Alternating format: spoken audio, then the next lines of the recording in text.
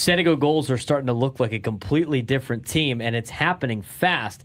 They just pulled off a wild 6-5 comeback win over the Colorado Eagles, scoring late, forcing overtime, and winning it in a shootout. And here's the big picture. This team is scoring a lot. 7 goals against Bakersfield, 5 against Calgary, 6 in that comeback win. This offense is exploding, and it's coming from everywhere. Gauthier is with a hat trick. Pastujov leading the way, and young guys like Leno stepping up. But what really stands out? They don't quit. Down late doesn't matter.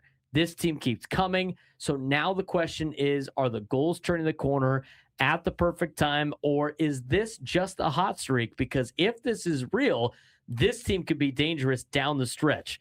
This was a big statement win for the Gulls. Yeah, absolutely. And a huge statement week for them. The Gulls starting to build off of something, and this week showed exactly why. We'll start with the headline moment: a wild 6-5 shootout comeback win over the Colorado Eagles. This game had everything: 6 goals in one period, a late 2-goal deficit, and a clutch finish. Down to late in the third, San Diego did not blink.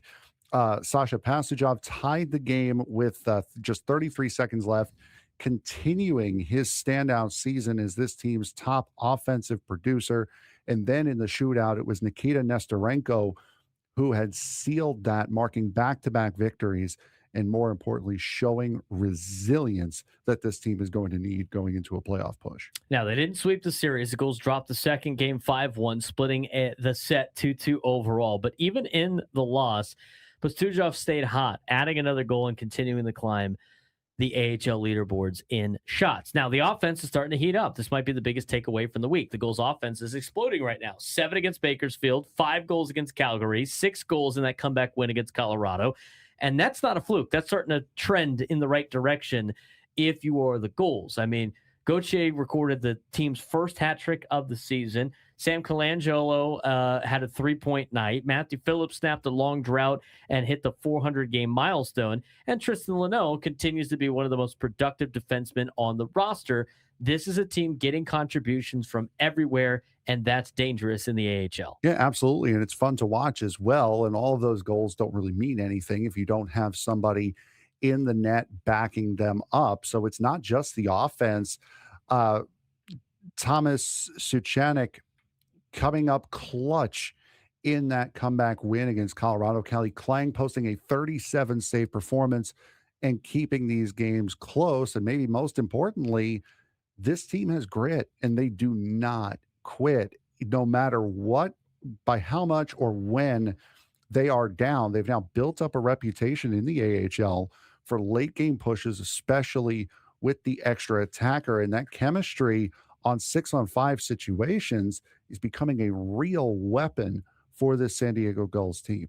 Yeah, the shift. Early in the season, the Gulls are very inconsistent, and now they're becoming resilient, offensive-minded, opportunistic.